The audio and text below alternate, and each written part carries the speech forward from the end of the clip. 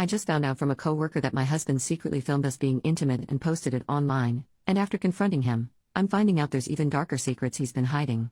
Last Friday I, 34 female, spent my evening with Kate, 24 female, who is a young friend from work as she wanted to discuss something personal with me. I didn't think anything of it as we do have a very personal relationship outside of work as well. As soon as I arrived to her place the tension in the air was thick. She explained that she wanted to discuss a serious matter with me but that she didn't know how to go about it. I told her to just rip the band-aid off and tell me. She told me that she had found 2 recordings of a woman she believed to be me on an adult website. I told her that wouldn't be possible but she was adamant that I was the woman in the recording. And she was right. I've never recorded myself exposed or making love with my husband but there I was in 2 recordings of 7 minutes and 4 minutes, both of them recorded in our old bedroom. As I rewatched every second of it, it starts to dawn on me that this was my husband's doing. But I pushed that deep down because there must be a reasonable explanation for this. Honestly, I left her place with my mind in a complete meltdown. I could barely hear what she was saying but she did follow up with a text saying she's been in contact with a website about getting it taken down and that she'll help me go through this. She also said she's scouring the internet in case there are more out there. I came home and pretty much ransacked my house looking for evidence and I found it. My husband was using a hidden spy cameras to spy on me and record me in my most intimate moments. I then just spent hours vomiting, crying, projectile vomiting some more and begging God to just let this be a nightmare. I am a deeply religious and a fully veiled Muslim woman, and I've never been with anyone but my husband, and all this time he has been sharing my most intimate moments with the world. I don't know what to think or what to do. I can't look at him or speak to him. I've locked myself in our bedroom pretending I'm sick. All I do is look up how other people have dealt with getting things removed and it seems like once it's on the internet it really is forever even if I remove it from this one website. I've been crying non-stop. He truly must be something demonic as he is right now talking about ordering in some of my favorites to see if I have an appetite since I haven't been eating well. I am so unbelievably hurt. I don't know how to share this with my family or how to ask for help. I'm crippled with shame, anger and pain. Answering some questions. 1. My husband, soon-to-be ex-husband, and I are the same religion, race, ethnicity and nationality. 2. My culture does not participate in honor killings and I'm not afraid of my family harming me or not siding with me. 3. My family would support me in divorcing him. In fact, they would demand I do. 4. The laws in my country are secular but in certain circumstances it allows for the various religious groups in the country to hold their own courts that can enforce their rulings, as long as it doesn't impose or break secular law or civil liberties. 5. I do plan on taking this to secular court and religious court as I want him punished. 6. I am veiled by choice and the vast majority of my fellow countrywomen do not veil. 7. I am a niqabi, meaning the only part of me visible to the public are my eyes. When I am with my family or with other women or in women-only spaces, I don't veil. 8. Kate and I do not share the same religion, nor dress alike and yet we are friends. Kel surprise. First update, I left him as I said I would. He went to work. The movers arrived, we packed my stuff and we left. The entire time I was crying to the point that even the movers were worried for me but I couldn't stop myself from crying. I went home, sat my parents and siblings down, and explained the situation. My parents were and still are confused. They are elderly and fragile. They don't understand the internet. They just keep saying okay, let's talk to the people and it will be gone. But my siblings understand. They are angry. They are sad and heartbroken on my behalf. My siblings and brother-in-laws took me home. We waited for him and well, we had a conversation with him. He denied it at first. So my brothers were firm with him and he started to be more truthful. He said he did it because he was depressed, because he had an adult video addiction, love-making addiction and because he didn't think anyone would see it. He said he posted only a few. When we asked him to be specific he said he posted anything from 5 to 8. We had him take it down but who knows how many times it has been downloaded or shared. In that moment I also found out he had a secret phone. He was also cheating on me with random women and street workers. All this time I was thinking he's working hard but nope, he was out disgracing himself and betraying our marriage. At some point he convinced us he needed to use the bathroom and he somehow managed to call his mother, who arrived at our home with his brother and cousins. There was a commotion as they were angry at the treatment of their family member.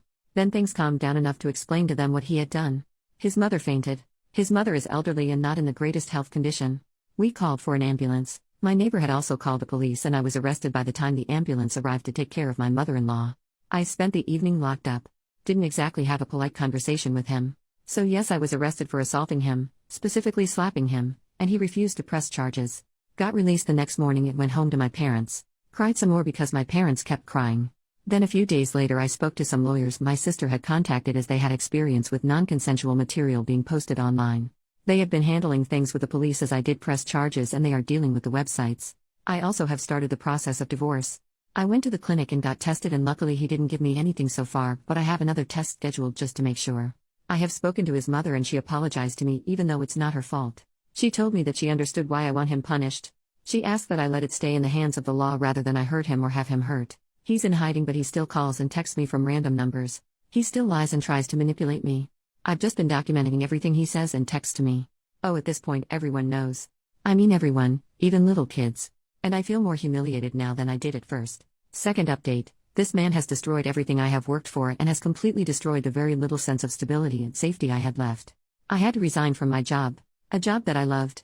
Jobs don't come easy for me with the way that I look. I can't work there anymore because I am a potential danger to the children and staff. Since perverted men have started to harass me at work, I work with vulnerable children, and mothers who have heard about me have started to refuse me working with their children. Some don't want me to be involved with their child because their husbands can't stop being weird. Fathers have leered at me or made lewd comments toward me, and one of them even offered me money to get with him. Men have catcalled me with greater frequency than ever before. Men stare at me. A man followed me from my dentist office and groped me on the street. Random men call my phone, my family home and office to verbally abuse me because my husband has posted my address, my personal and work email, phone numbers, workplace address, and every other bit of information online. It is as if the eyes and judgment of the entire world is on me. Yes, the great majority of people are sympathetic, kind, and in support of me. Many people have reached out in support of me, from old classmates to former colleagues, neighbors, members of my religious community, family friends, his family, and many, many more have expressed solidarity and kindness, but the crazies and pervs who believe him and are like him are bolder, louder, and much more noticeable. Then I find out from my lawyers and their investigators that he was drugging me and doing this stuff to me as I slept. I suffer from migraines and insomnia and take medication for it. He saw my medication as opportunity to drug me with my own prescriptions. He shared, was actually bragging, on a forum where other pervs congregate how he was so clever for drugging me with my own medication, and they were encouraging him to do more things to me. My soon-to-be ex-husband has also decided to spread rumors that I was aware of the cameras and pressured him into posting online, and there are people who believe him.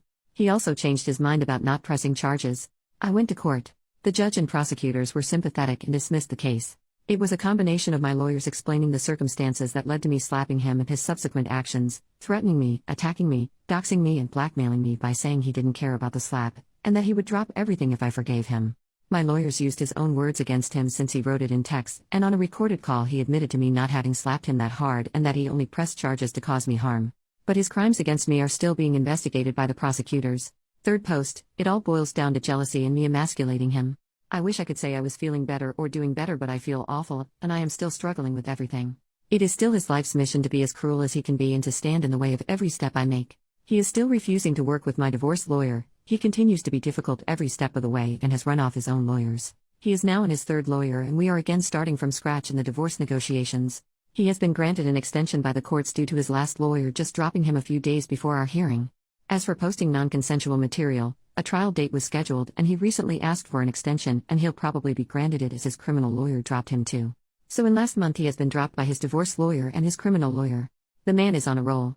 When it rains it sure pours. My father passed a little over a month ago, and my mother is now in hospice care as she is soon to go back to God. I'm sad but not shocked about this, as I've had a long time to prepare for it. My father had been battling cancer for almost 3 years and so was as prepared as a person can be, and my mother's health had been declining significantly for years due to her dementia. Soon-to-be ex-husband decided it was a great idea to corner me at the venue we held the after-funeral meal at. He decided to wait for me to be alone. He approached me as I was cleaning up the venue.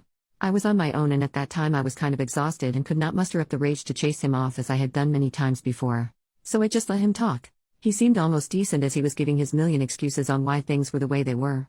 He cried about how awful he feels for hurting me. Then he started telling me about how he always felt I was better than him in everything, as I made more money, was better educated, had been better traveled than him, and that he felt jealous of my confidence, and how in the beginning these were things that he was most attracted to, but as our relationship and marriage progressed these were the things he started to dislike about me. He also said that he was angry that I refused to consider being a stay-at-home wife and mother, even though he knew from the beginning that I wasn't the stay-at-home/homemaker type. He said that he tried to be a good husband, but that my refusal to bend or let him have the last say in things was the catalyst for his anger and need to humiliate me. He talked about how he had always had addiction issues, but he thought that if he was married he would be cured of his depression, his adult video and love-making addiction, and he felt like if I ever found out I would have never married him and or would divorce him, and then it angered him and pushed him to want to punish me for thinking I was better than him. He was jealous and angry about so many things. But when I said to him, "So you hurt me because you felt jealous and inadequate in comparison," he lost his mind and started to shout and say that he knew I would react that way. I decided to refrain from commenting further and just let him spill his guts uninterrupted. For 3 hours he made excuse after excuse for why he did what he did. But it all comes down to him feeling inferior to me, him being jealous and angry that I dared have a mind and life of my own. He said right before our wedding he joined a men's group online that were helping him deal with his addictions, and one tip given was to make your own adult videos and watch that instead, but he knew I'd never agree to it, so it was my fault that he needed to spy on me and that he never intended to share it with others, but one day I had angered him so much and as payback he posted it and he felt good. And so every time I emasculated him by having my own mind or upset him in some way or another he would post more. Eventually he gained a following and had so many men asking him to post more, that he started to like the fact that other men looked up to him for his intimate prowess, and at the same time his addiction started to come back and he fell back into his habit of picking up women, and when he couldn't get it for free, he'd hire a street worker. Then I guess it spiraled out of control for him. The more he spent on his addictions, the more lies he told, the more he felt like a failure for me covering our expenses, the more he resented me, and he got stuck in a cycle of self-destruction which in turn only fueled his anger with me. He also says he joined a support group for addicts and started going to an addiction rehabilitation clinic as an outpatient to deal with his issues, and that I should give him credit for that. He feels that I should be proud of him for doing that and that I should take him back since he's putting in so much work. He also feels I should appreciate him not stalking me since my dad died, and he is sincere in feelings this way.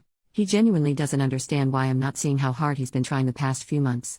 In his deluded mind he thinks that his honesty in our conversation should count for something and that I am just being a heartless jerk for having been stoic and unmoved by his tears and his show of vulnerability. Even though he gave a great performance of being human during our conversation, I remained unmoved by it because there was nothing to be moved about. I just continued to pack things up from the venue and got in my car and went home. I'm still not working, I still have crazy men calling my phone at all hours of the day, and I still feel humiliated and embarrassed. The only good thing that has happened is that several of the sites have taken down the recordings and banned him from using their platforms. Fourth post, curses are like young chickens, they always come home to roost. Finally I have some good news. So a while back, I was granted a restraining and protective order, and my now officially ex-husband did continue to stalk and harass me. After the umpteenth time of calling the police and going to court he was finally imprisoned, and he has been in prison for a little over a month. I was also granted my divorce. I initially wanted a quick divorce and wanted to just give him everything he asked for, but he kept finding ways to delay or asking for more and more, and I just snapped, so I told my lawyers to do their worst and they did. My lawyers hated him and I got everything I wanted and way more. Not to gloat, but it was really satisfying seeing him cry. This has been the most peaceful month I've had in a long time. This entire time has been such a trying time and it has affected my mental and physical health. I've lost 12 kilograms and I've lost a ton of hair due to the stress he was causing me. But I can honestly say that him wailing in court was the chicken soup my soul needed. I've moved from my city and now live on the other side of the country, and I've gotten myself a decent enough job. I am slowly mending my confidence. I am in therapy and I can't say it's working right now, but I know if I stick with it, it will. The non-consensual material he posted has been removed from the more reputable websites he posted on, and my lawyers were able to get me monetarily compensated, as these companies didn't want to go to court over it. I mean, money doesn't really change things that much and I'm still hurt, but at least it's something. I'm also not so delusional as to think that it isn't still out there in some way or another, and I know there really isn't much I could ever do about that, so I'm just trying to make peace with it. Ex-husband will be serving time in prison for what he did. My lawyers are working with the courts and that should be sorted soon enough. I think the reality of the consequences are becoming very clear to him, as I have heard through the grapevine that he attempted to take his life and is now in protective custody until his trial date. He is facing up to 30 years and corporal punishment, and I absolutely look forward to it.